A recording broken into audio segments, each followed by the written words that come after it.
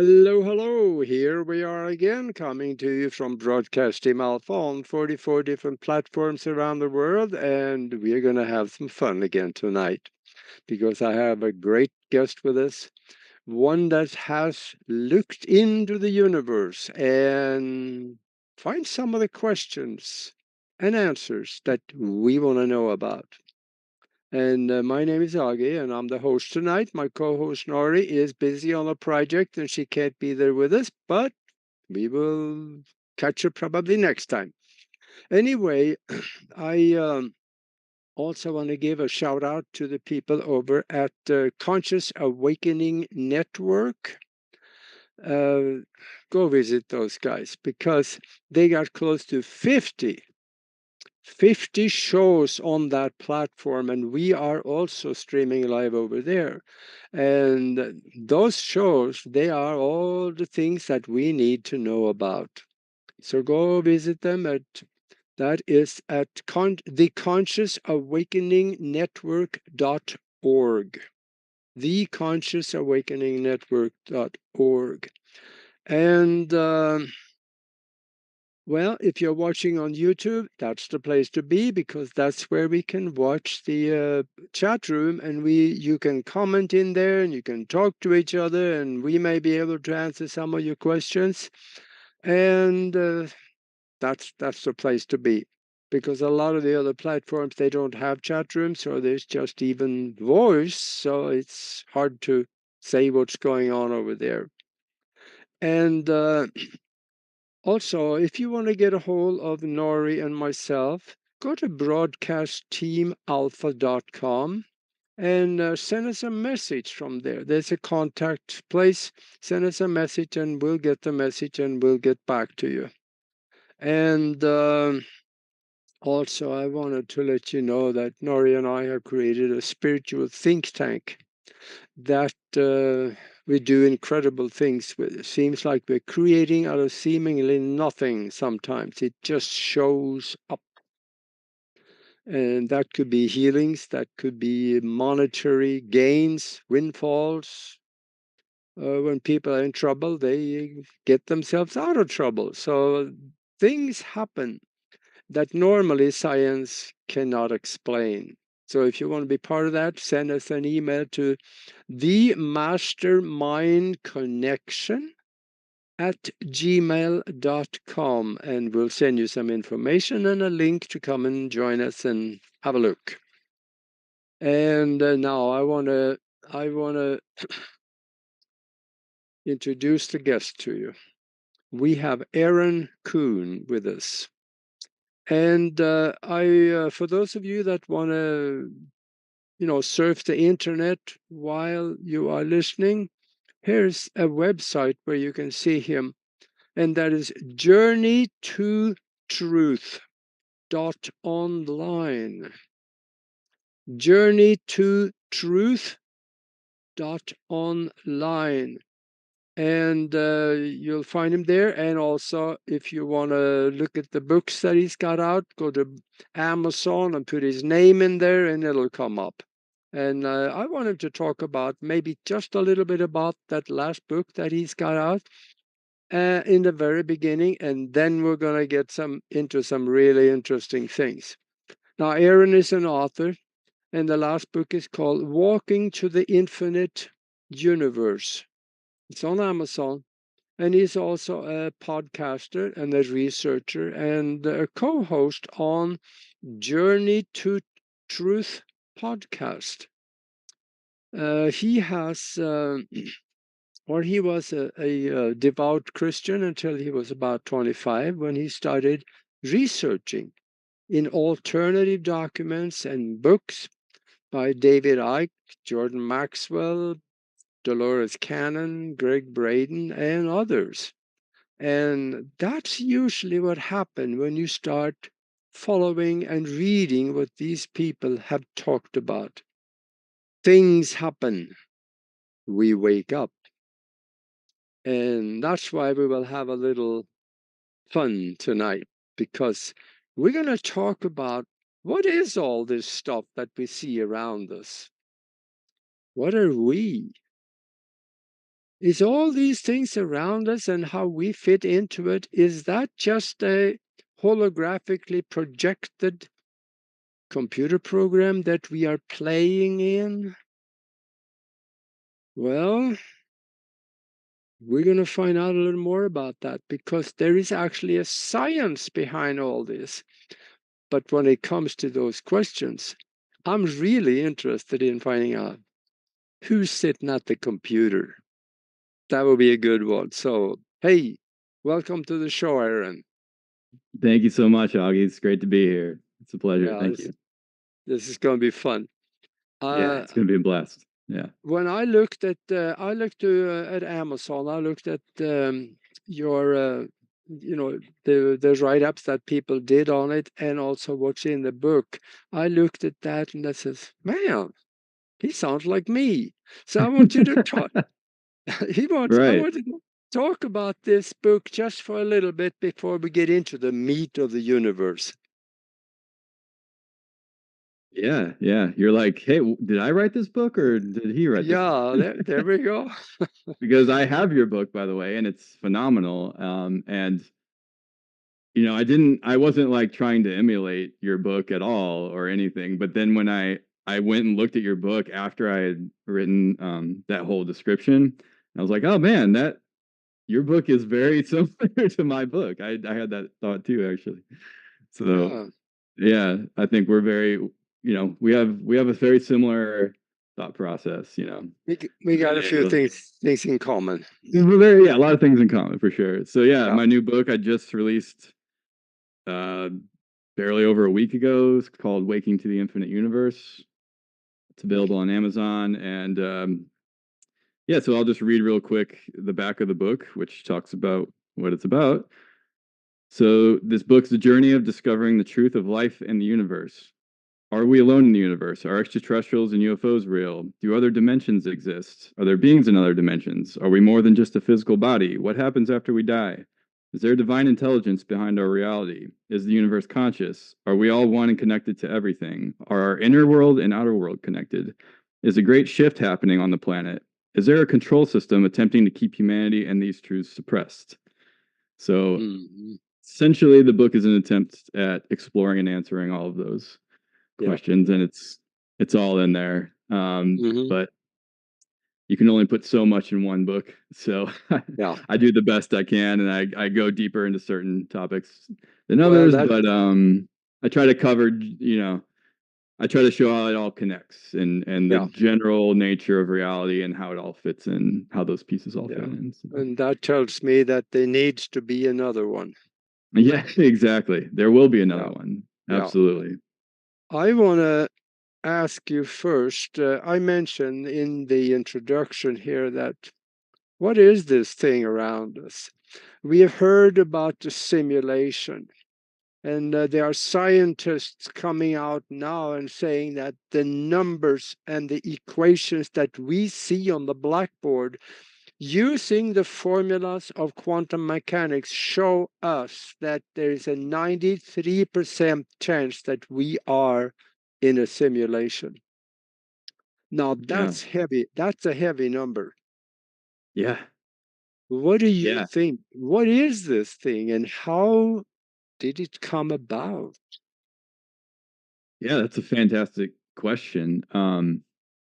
So the universe, well, let's start with go back to all the ancient texts, right? And what do so many of them talk about? The universe is an illusion. What we see is an illusion, Brahman, Maya, you got the basically all the ancients talked about a greater reality beyond what our five senses can perceive and beyond this physical reality, right? So there's that. And then also the universe appears to be holographic, fractal and holographic in nature. Yeah. And that's you got as above, so below, as within, so without, right?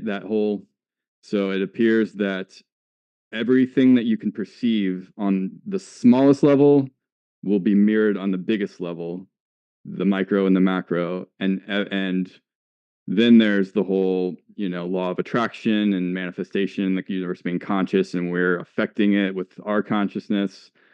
And, it's like whatever you hold within you is going to be mirrored externally to you.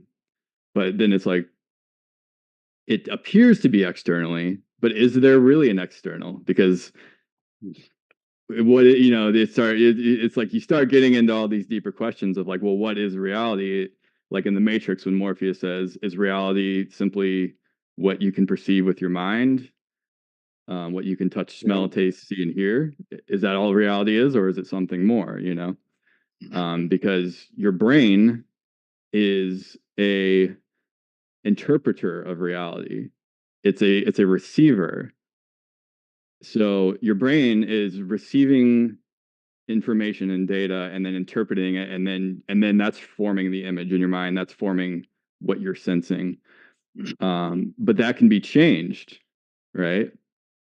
And this is proven with like hypnotists and different people, and with many of the ancients who were able to do these superhuman things, and yogis and stuff. Like, you can change reality because ultimately it's an illusion. And like you just said, our own modern science is now proving and showing that there is no physical reality. It's all, it's energy, it's vibrating energy, but it also appears to be a simulation. So it appears to be some kind of, basically like a type of computer simulation. So it's like, okay, well then what actually exists? The experience is real. I am talking to you right now. Like we're having this experience, but what do you define as real? At the end of the day, it's like, if when I die, am I going to experience a greater reality? That this reality, that's what many near-death experiencers talk about. This reality, they say it's like they woke up from a dream, but you don't know that until you wake up. Like when you're dreaming, you generally, unless you're lucid dreaming, you don't know that you're dreaming, right? You in that moment think that is reality until you wake up from a dream, right? Well, it's the same thing with this life. Whenever we die, and then we're like, oh my God, that was just like a dream I was having, that the real me was having, right? And hopefully a good dream.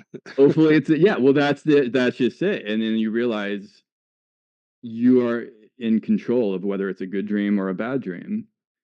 And we're kind of taught the opposite by society. We're taught everything is out of our control. We're a victim. Things are just happening randomly, and we have no power, right? Well, it's the exact opposite. Is what you start realizing that, wait a second, we have all of the power essentially. We just have to wake up to that and tap into it.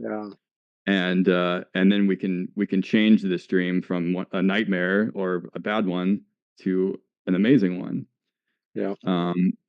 But going back to the simulation, don't want to get too off track. There,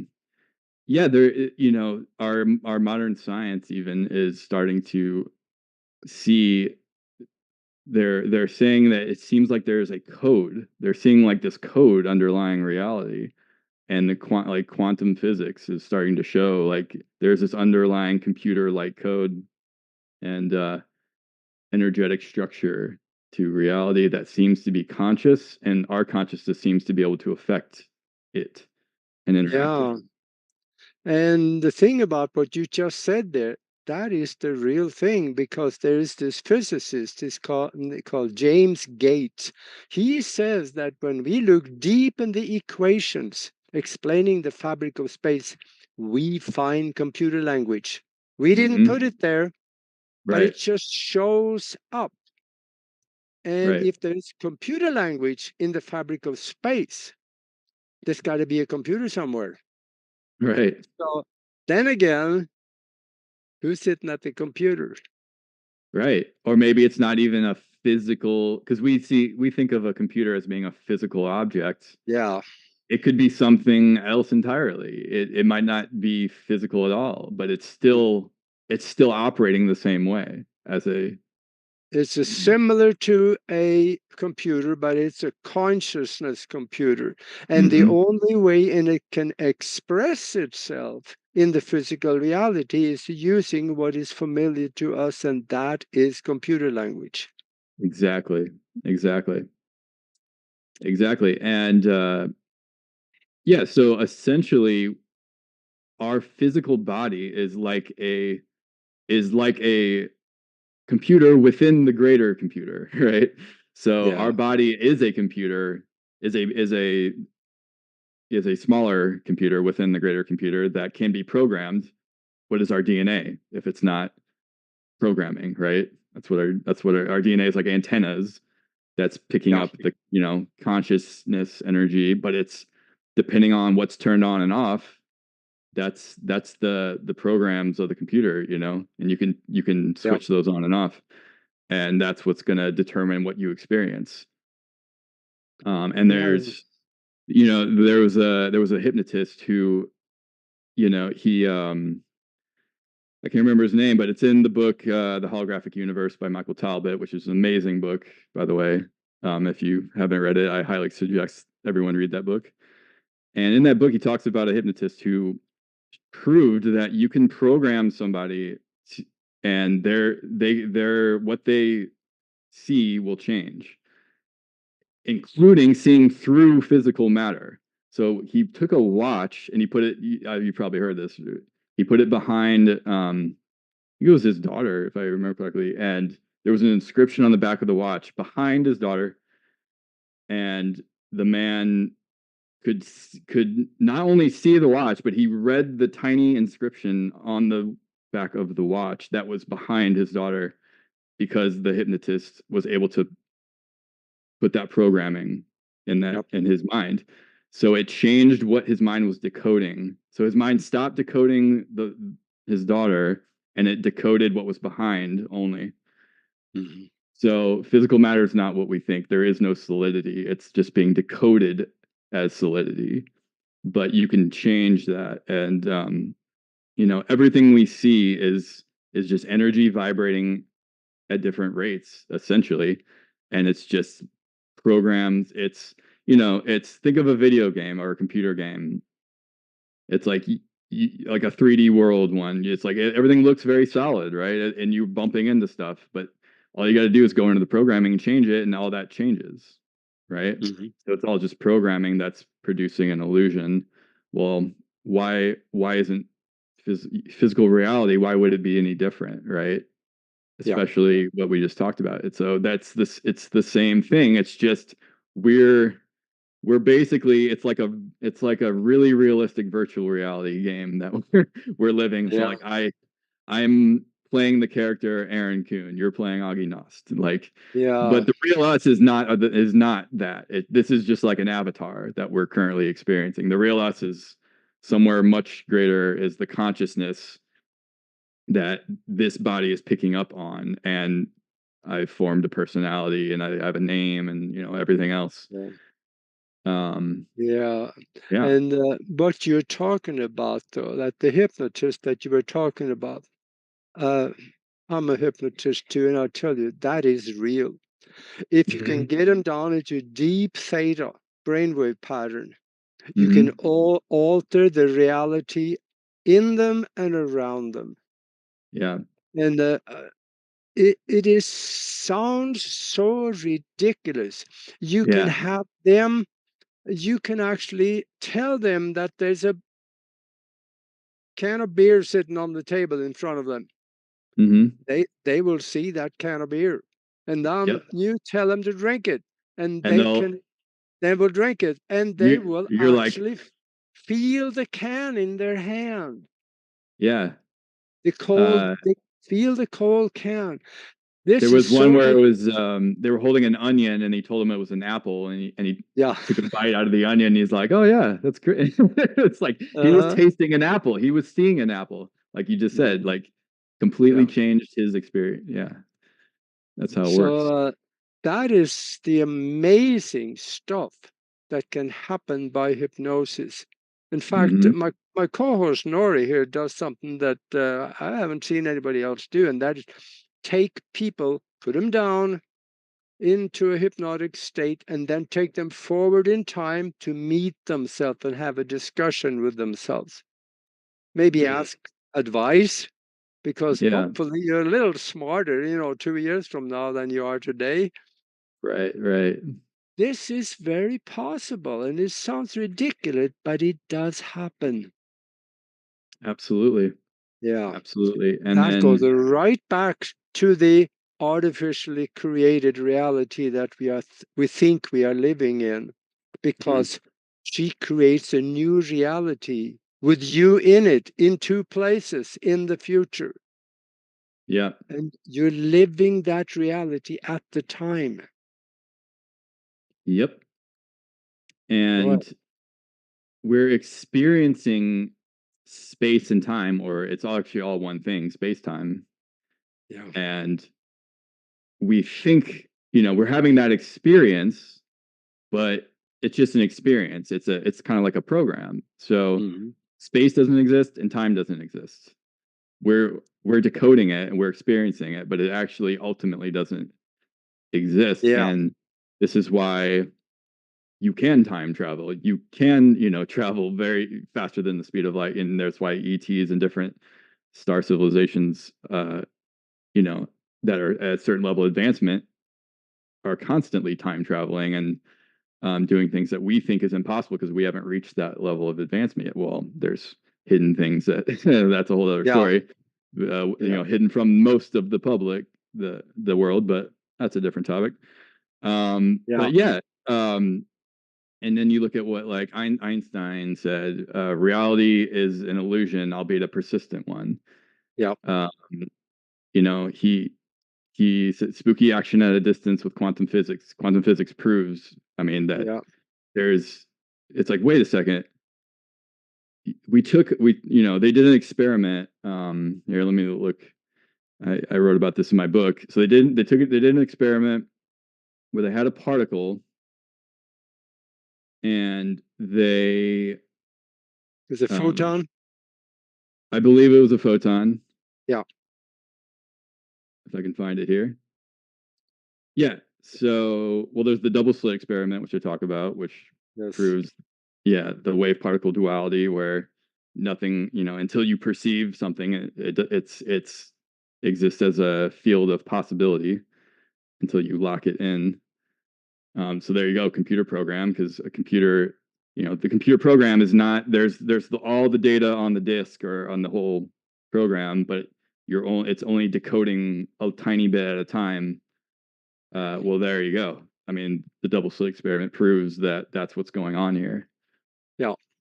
Because Um, by the time the photons, one by one, make it through the double slits, if you observe it, it acts in one way. If you don't observe it, it acts different. yes, yes, exactly. Oh yeah, here we Yes. go. So this is what I was trying to find. So there was an experiment done at the University of Geneva in 1997. They took a single photon, broke it into two separate photons, and then they put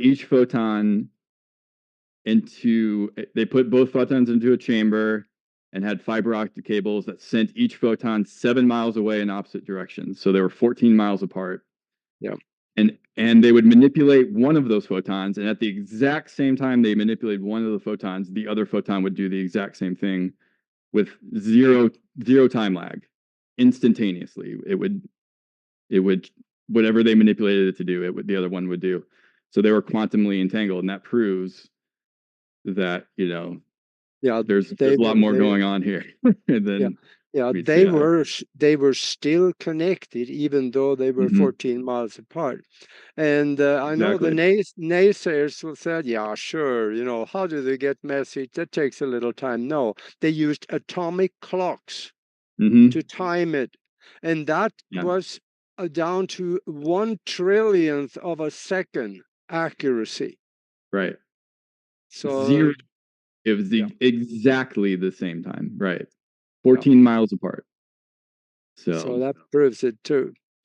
But right. let's go. We talked about time travel. And how do we do that? Or if we are here now, how do we go to a different time, or we go to a different location? If we step out of the physical, where time and space is not the same, we can move backwards and forwards and then jump back into the physical again. But that goes back to what is outside of the physical. Is that where ghosts exist? Yeah. What do you think? What do you think? Yes, because physical, the third dimension, the five sense physical reality is only one plane of existence. But what if there's more than just one plane of existence, right? Yeah. Well, in my opinion, and I think there's a lot to back this up, there are many, many levels, many planes of existence. And there's obviously, we all hear about the astral plane, right? So people have out of body experiences, astral travel. That's what, a lot of times near death experiencers start out on the astral. They start out having just like an out of body experience, and then they go either through the tunnel of light or they go to other, crazy places. And then they come back. But ghosts are essentially disembodied spirits of that, a person, or really any being. Um, it's essentially, so we have a physical body, but we also have an astral body. We all have this. And the astral body is, while we're alive, is like anchored into our physical body. But when we die, that breaks and then it goes and leaves the physical body. Now, a ghost, in my opinion, is an earthbound spirit, one that hasn't crossed over, so to speak, that for various reasons, if the death was very traumatic, they had a lot of fear, suffering in their life, pain, sadness, depression. What are those? Those are all very low vibrational energetic states, right? So what does that do? Those are very dense, you could say, energetic states. That ties you down to the earth plane, especially when there's a lot of like religious programming sometimes, or guilt, any kind of like programming or energy that basically the spirit either is too afraid or doesn't want to cross over and go to the higher planes, or they're just trapped in those energies, and they just like they need help, like they're kind of Yeah. like stuck. So that, in my opinion, that's what usually creates a ghost, is that someone dies and is in that one of those states. And that's where you get things like hauntings and things like scary Yeah. hauntings, because you have these spirits that are in a really bad place that you're going, and like they're going to start interacting with you. Yeah. um but in my opinion, sometimes it's like a residue, I think, sometimes, rather than a full spirit. And that's where you see these spirits, these ghosts that kind of are playing this like loop over and over again, right?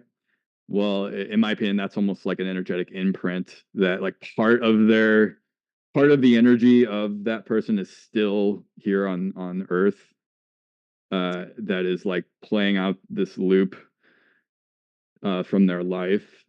Um, Yeah. there's various reasons for that, but in my opinion, most ghosts are just earthbound spirits, Yeah.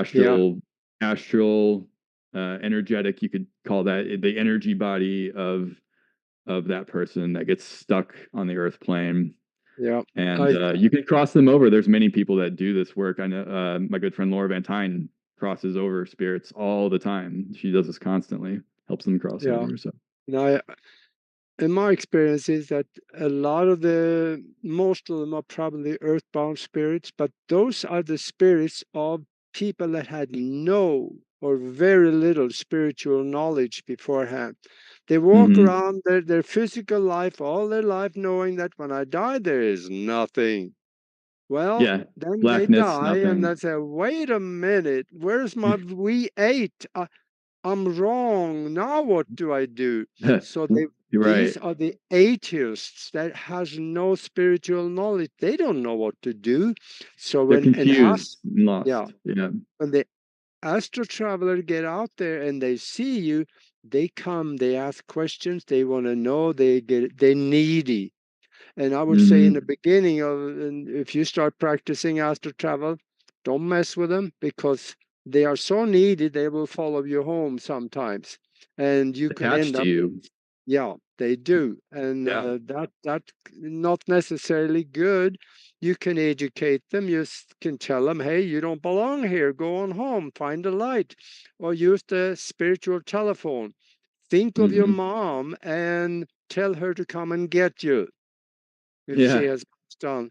And very often, your mom will get the call, and somebody will come and get you and take you where you're supposed to be. Exactly. Exactly. And you hear about a lot of it's like newer souls, I guess you could say, that haven't had a lot of lifetimes to where, Yeah.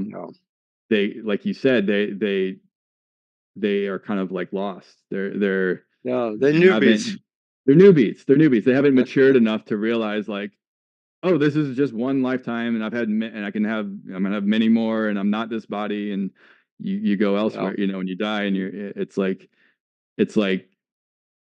they get lost in the incarnation. So they think, like you said, they're in this incarnation. They think they are their body. They don't think there's anything outside of this Yeah. one life experience, or they think it's like heaven or hell or whatever the religion teaches, and that's it. But generally, in that case, like they'll experience something similar to what they're expecting to experience, like a Yeah. heaven or a hell reality, because that's what their vibration is at, and that's what they're expecting. So that's what they're being pulled into, that, like, whatever realm or experience that their belief system is set at. But when the ones that are more like, they don't believe anything, like you said, they're just lost completely, like, and then they die, they're like, wait, you mean I wasn't just that body? Like, I'm something greater and I'm still alive? Like, and they don't know Yeah. what to do, like you said. They turn into like an earthbound spirit, and they go around trying to attach to people, and Yeah. you know try to get help any way they can, basically, like you said. So, but they end up like parasiting off of other beings, because Yeah. that's all they know how to do. Yeah. So That's yeah, right. but you can help them, but generally it's like, it's you can either avoid them or you can try to help them, but you have to know what you're doing, obviously. I would say don't try to help them unless you really know what you're doing. You've been You out really got there to a know what you're while. doing. Yeah. Yeah. Because there are things you don't want to do, and there are things you can do safely, especially protect yourself in a bubble of light and stuff like that. But Yes. I got another question for you. We hear this all the time on different shows. We are all one. Yes. Okay. Now What does that mean? you're sitting over there. I'm sitting over here. We are somewhere around 2,500 miles apart, Yep. and we look different, talk different, are different, but we are one. How can we be one? Right. Well, here's how. Let me phrase it as a question first. What if I am not this body? What if you are not that body? What if you are something greater? What if I'm something greater? And what if at a certain level we're the same stuff? We're made of the same thing, you know? So that is how we're all one, in my opinion. Just as a wave is a part of a great ocean, and there seems to be all these separate waves, but are they separate? Because they're all part of the same ocean. They're just temporary manifestations coming out of the ocean. But then they go back into, flat, and there goes the wave. But where did the wave? It was the ocean all along, just having this temporary wave. Well, that's what you and I are right now. We're the same oneness, which, in my opinion, and this is what basically all the ancients said and believed, is that we're all God, or infinite consciousness, that's temporarily having an experience of physicality as a human being. And we're kind of like all having an experience in the mind of God, you could say. And Yep. we've never left. So you've never left heaven, you could say. You're there right now. You've never left the mind of God. You've never left. You are God, essentially. You're a you could say you're a child of God. That's one way to put it. But you're made of the same stuff. We're all made of that same God energy that's infinite, eternal, and time and space is a manifestation coming from that. But it's not, time and space is not the ultimate reality. It's an experience that one consciousness is having, and it has it through separate points of awareness, because how else can you have an experience if there has to be different points of awareness to experience the different aspects of God, you could say, the aspects of all that is, which is all that you can possibly imagine and everything you can't even imagine. Yeah, Right? So it's infinite. I think Aage in the chat room has it right. You and me speaking in scientific language now. You and me are different particles, but we are part of the same wave. She says we are all source. Yeah. So we are part of the source that puts us together as one, but we have an expression looking like we are different with different consciousness separation between the two of us. Exactly. And what seems like empty space between us isn't empty at all.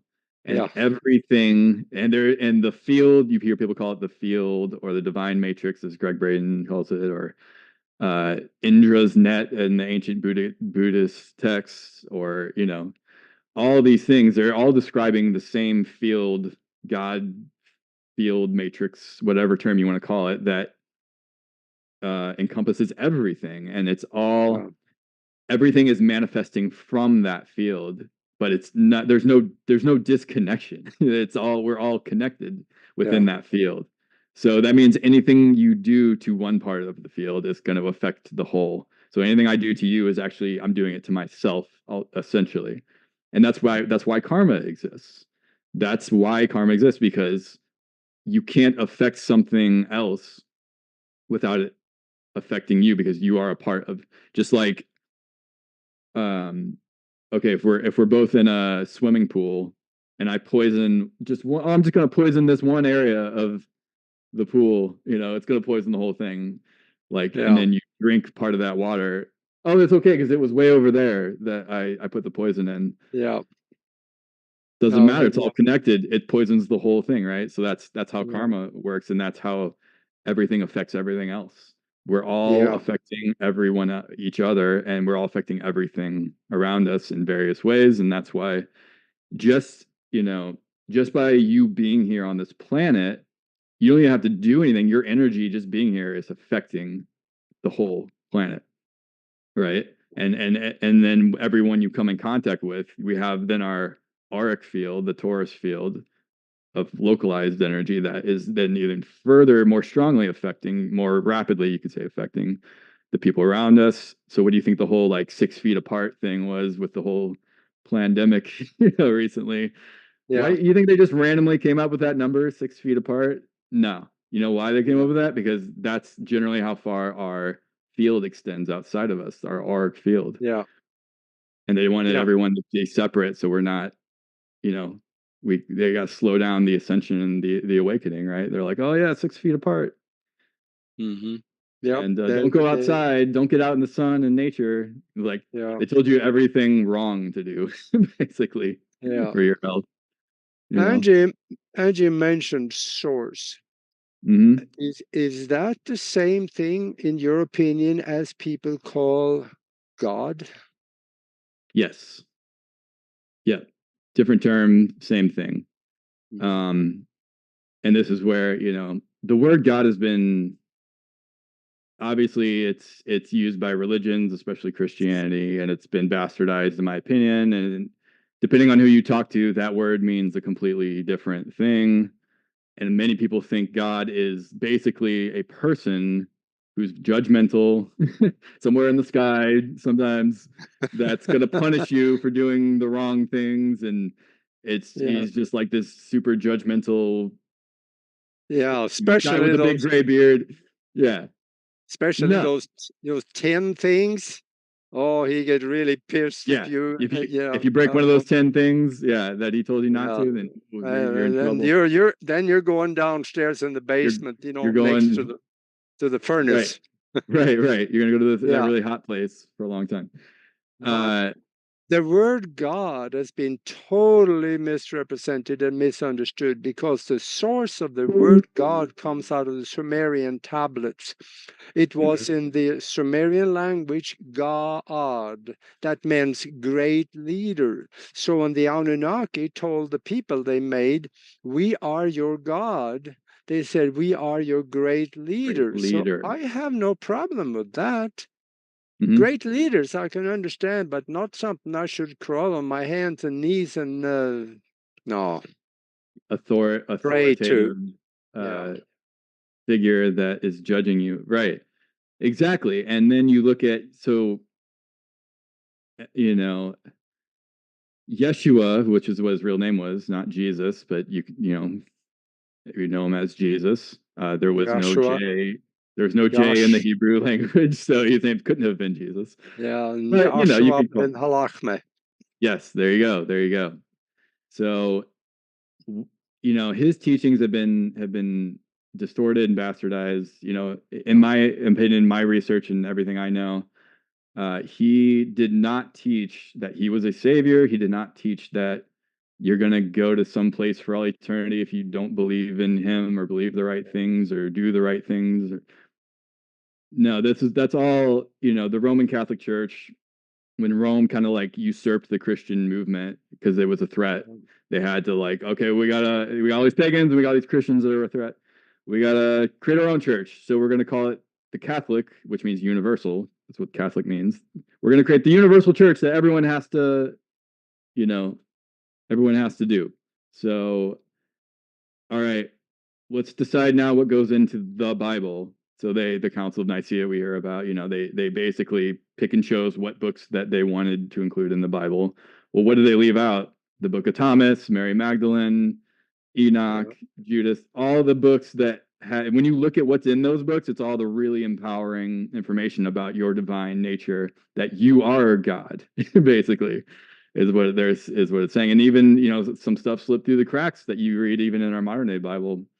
And there's mistranslations, in it, but there's some stuff that you can see where Jesus says, "Do you not know you're gods?" He's Yeah, saying that's you are right. gods. Right there in John's 70 something. You can read that right in the Bible. Yeah, yeah. So, and he's saying, "Do you will do these things and greater." He's saying everything. Hey, everything you're seeing me do, you can do these things. You have those abilities, and you will even do greater things. He's saying you're the same as me. He's not saying, "Hey, I'm on this pedestal and you need to worship me, and you're just this lowly sinner that, you're going to go to hell if you don't believe in me." No, that was not his message at all. At all. Yeah. And you can do your research on that. And I challenge you to Yeah. do that, and if you truly do that, you will find that was not his message.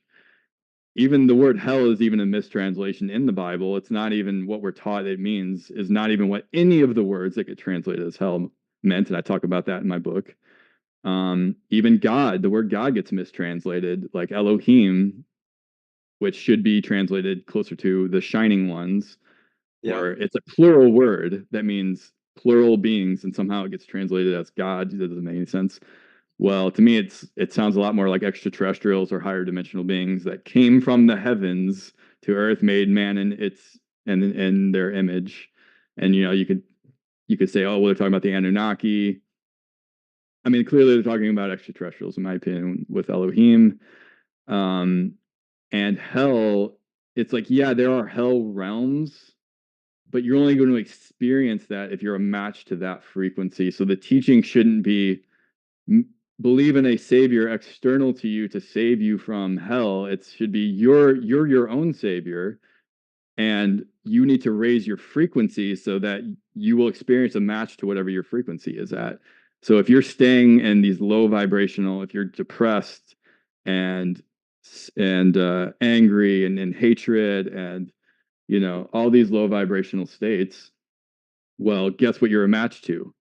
You're a match to that, right? So you're going to experience more things to be angry about, more things to be depressed about, more things to be afraid of, because that's what your frequency, that's what you're putting out into the quantum field, so to speak, and that's what's going to be mirrored back to you, because the universe is it's basically a giant like computer simulation, like we talked about.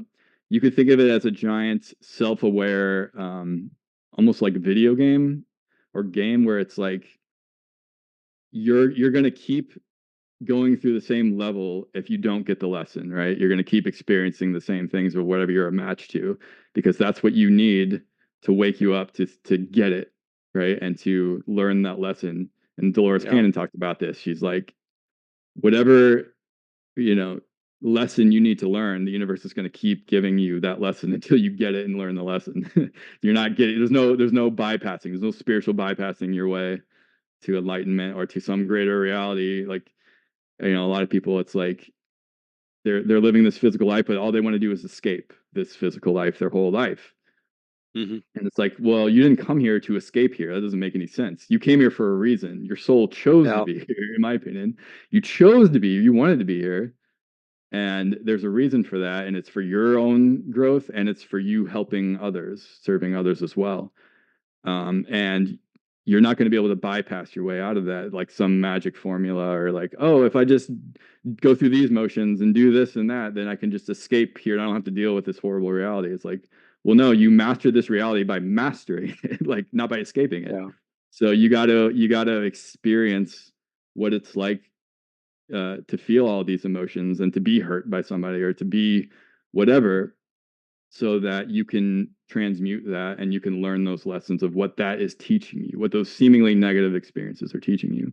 So hell is just a state of being, but you don't need to experience it. Some people, you might need to experience a temporarily some hellish experiences until you get the lesson. Then you don't need that anymore. It's kind of like, many masters have said, suffering is necessary until it's not.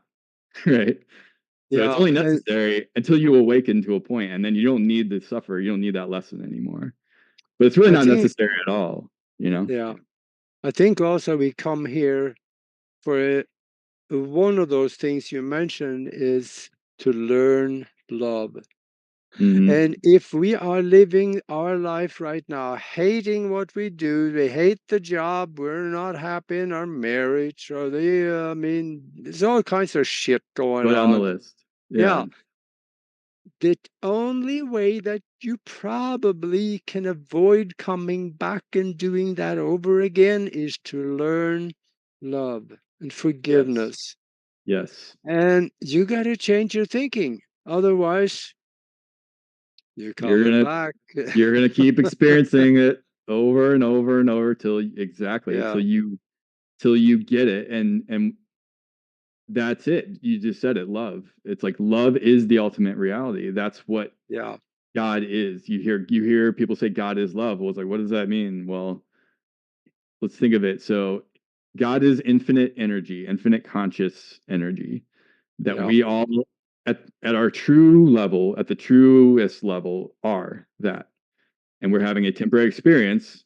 So the more we can connect to that energy and embody that energy, then we are embodying the energy of God. And there you go. Like, then you don't need to keep experiencing, these things that are suffering and pain and horrible things. It's like, then you're going to start creating your own reality. Well, you're going to start creating consciously rather than unconsciously. The more unconscious you are, you're just kind of like stumbling through life and reacting to things. You're reacting to everything. You're in reaction mode, right? Because you're not conscious. Because you don't realize you're not the thinking mind and the physical body that's just in reaction mode all the time. You start to expand and then embody that love God energy. And now you can consciously choose how I'm going to react to when someone does something to me or says something to me or some unfortunate thing happens. I realized, I asked first, what is this teaching me? What can I learn from this? And how am I going to respond to this? Because I have a choice in that.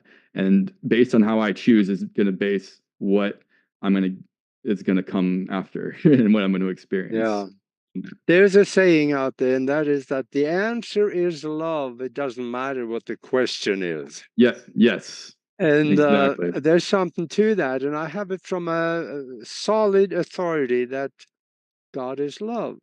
because Albert Einstein, about a year before he died, he made the comment in an interview, and he said, I have studied, I even think I can quote this, I have studied the universe more than most, and I have found that all is made from the vibration of love. Yep. So take that and put it in your pipe and smoke it, because that is Yes. love. And anybody that has a near-death experience and gone through the tunnel and come back to talk about it, they all talk about the feeling of love. Yep. Yeah, exactly. What is basically every near-death experiencer Yeah. talks about, oh my God, like it was, they can't even describe it. They can't even put it into words of what they Yeah. think, what they experience, because it's so far beyond we can physically translate, and especially into words, right? It's so far And beyond. They're just, they there's like don't love. want to Love go. is the only thing I can describe it as, right? Like it was just Yeah. love, but love that you've never even like experienced. You can't Yeah. even, you have to experience it to really know what I'm talking about. They all say that. They all say that reality is way more real than this reality. And we're like, Yeah. wait, how can something be more real than this? Because all we think we know is this physical reality. So it's hard for us to imagine a more real reality than reality. What we think is well, that's because this is a dream that you're currently in. But the Yeah. second you awaken from that dream, just like I said, when you're having a dream, do you realize you're having a dream and that there's a greater reality? No, you're completely engulfed in that dream, and you're just, you think Yeah. that temporarily you think that is your reality, right? Well, it's the same thing with physical reality until I, when I, you die. But you can do it, but you don't have to die, and that's what near death experiencers, they temporarily die, which they yeah. don't die. There is no death. Death is just a transition of your awareness from Yeah. here to a greater reality. Yeah. And We they have the, experience that, and then they come back to the tiny one. They go, "Oh my God!" And they're trying to tell people, and like, that's what Yeshua, Buddha, Krishna, all the yeah. masters, Babaji, they all were trying to tell the world of the greater reality. And what happens when you do that? Well, some people are going to get it, but a lot of people are not. They're gonna misconstrue what you said. It's gonna filter through their ego. They're not gonna believe you. Go down the list. It's like until somebody experiences that, you really don't know what that means. But we can all go on our own journeys to truth, Yeah. as in the show, and figure out what reality is for yourself. And no one's gonna be able to hand you, here is reality, here is truth. It like in a nice little package. That's what religions do. That's what belief Yeah. systems Yeah. do. They try Yeah. to hand you the little package, like just take it. Don't do anything for yourself. Here, just accept this package. Yeah. That's what the Catholic Church doing to you. But I got Not another how it question works. for you. Hmm. And a lot of people are now talking about this event that they Hmm. see coming really soon. What do you Yeah. see as being that event? Is that a quick thing that come and we all die, or some Yeah. naysayers out there all over YouTube saying you're going to die in 2 weeks? I've seen that one. Yeah. Or a Well, solar no. flash or a pole Yeah. shift or whatever. Yeah. What do you Or we see all it just is? ascend like that and then disappear. No, I don't. I personally, I mean, anything's possible. I don't claim to know everything, obviously, and there's a lot of stuff there's things I know I don't know, and then there's a lot that I don't know I don't know. But what I do know, based off my experience and everything I know, I personally think it's not a one-time event, like you just said. Like, oh, in 2 years, in 5 years, in 10 years, there's going to be like this great ascension event, and everything's going to change in a flash. I mean, it could happen like that. I personally don't see it that way because that doesn't make sense to me. What makes more sense is that we are going through the event right now. It's currently happening, and it's an ongoing process. And this is what you hear the term ascension. Many people in the spiritual community, they're always talking about ascension. Well, we are in ascension right now. And science has proven that the planet itself is ascending. The energy of the planet is raising and ascending. The human residence, not just our planet, but every planet in our solar system. And this is, you can look up the actual data. NASA's own data, by the way, proves this, that every planet in the solar system is their energy is all speeding up basically, and the storms and all the planets are getting greater and they're getting hotter, and that's what, like, people talk about global warming like it's a man-made thing. It's not a man-made thing. It's a cycle, and you go back throughout history, and it's a cyclical rising and cooling, right? Getting warmer and cooler. Well, yeah, we're on the end of that cycle where it is rising because we are going through, the planet is ascending, and we're at the end of a great cycle, which is actually like 3 different cycles that are all converging right now. So, and by right now, it's not like, it's all relative, because in a planet that's, billions of years old, well, and then June could be 1,000 years from now, right? Or a couple thousand years. But I do think we are at a point in time right now where everything is kind of exponentially coming to a head, because you look at just 100 years ago and look at the technology we have now, look at the connection that we all have now, especially with the internet. Look at the awareness and the awakening that's happened just in the last like 20 years, let alone 100 years ago. It does seem like everything is exponentially increasing, and things are getting more chaotic, way more chaotic and crazy, as the old energies and the old system is like in its death throes, because they're clinging on for dear life, and they're causing all this chaos, and the people that are stuck in those energies are kind of like getting all agitated and going crazy. At the same time that's happening, you see this beautiful awakening happening, and people are getting more spiritual. They're awakening. They're becoming more loving. We're forming more unity. We're becoming more conscious, right? It's like 2 realities, two very different energies are all getting more intense. And this is like, you hear people talk about the split, right? Like Dolores Cannon talked about the split, and there's like the old Earth and the new Earth. And people debate, is that a timeline split? Is that a physical split? What does that mean? Well, in my opinion, I view it as a timeline split, because there's multiple timelines, and the energies, like if you have a whole bunch of people on the planet all in a dense energy vibrating at that level, and then you have a whole bunch of people vibrating at a much higher level and a higher energy, at some point, as those get more intense, there has to be a split, because they physically won't be able to stay in the same location at some point. And that's science. That's actual science. And that's the ascension that is currently happening. So I don't think it's a one-time event. I think it's happening right now. And I think it's up to, it's really up to us to how it plays out and how rough it's going to be, or what physically is going to take place and how it's going to look. But it's happening. And I think, as long as you're awakening, I mean, if you're watching the show right now, you're on that ascension timeline, in my opinion.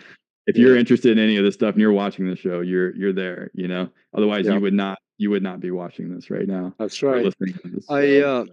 I know that we got only 3 minutes left of the show here, but I want to tell you though that I agree with you on that, because I think we are in that projection of the event, but there may be smaller things in between that some people will consider, oh yeah, that was the event, like this thing that people put in their arm, over the last couple of years. Right. That could be the event for some people.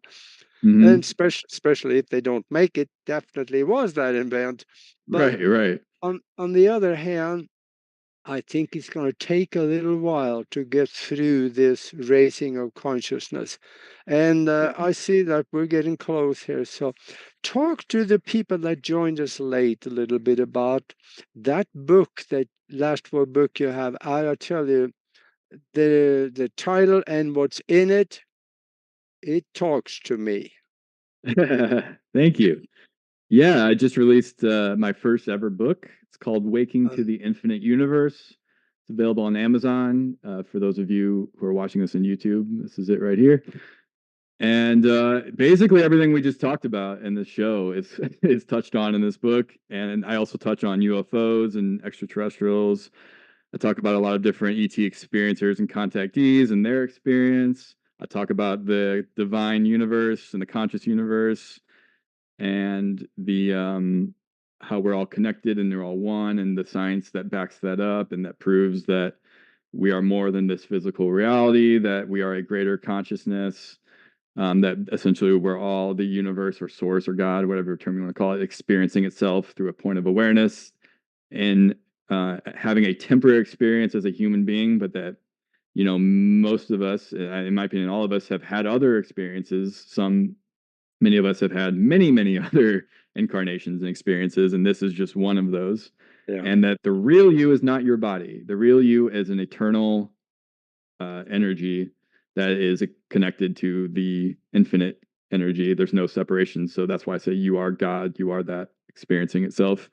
And the real you, time doesn't actually exist. So your soul is simultaneously, you could think of it like a big ball of energy and then branches off of that, all simultaneously having different lives, different experiences, yeah, as things that are not human and other planets and other levels of reality, different forms, all at the same time, because time doesn't actually exist. The eternal now moment is all that actually exists. So everything is, there is no past life. There is no past or future. It's all happening now.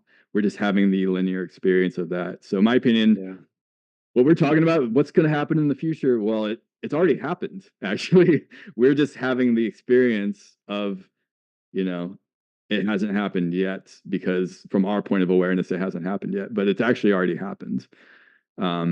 Just as like a DVD, the whole DVD is there, right? But you're only experiencing it at a certain point in that, and then it goes along, right? Well, it's the same way with our experience in this plane of existence. We experience linear time, but it's all already happened.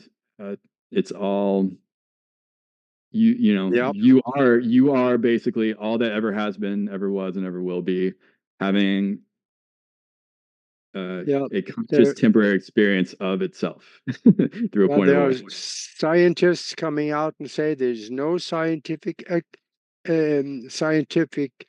evidence for the fact that time even exists. It is just a construct our mind is creating for us to be able to have experiences. So it is stretched out. But yes, exactly. This was so much fun. Maybe we could do this again. Do this again sometime. This would be fun. I would love that. We should totally do it again. This was a blast. Yeah. Thank you so much, Aage. This is so much more to talk about. Yes. So, yes. And for those out there watching us now, if you're on YouTube, if you like what you heard tonight, please subscribe and click the bell so you can hear when the next show is coming, because there will be some good ones. So in the meantime, thank you for being with us, Aaron, and I really enjoyed this. This was fun. Me too. Thank you so much. This was a blast. Yeah.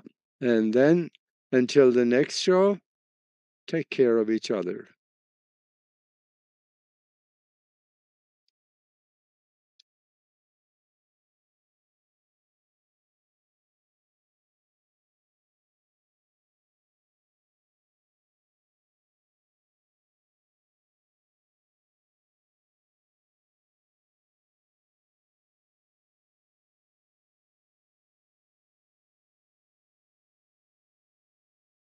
Well, we're done, Mac.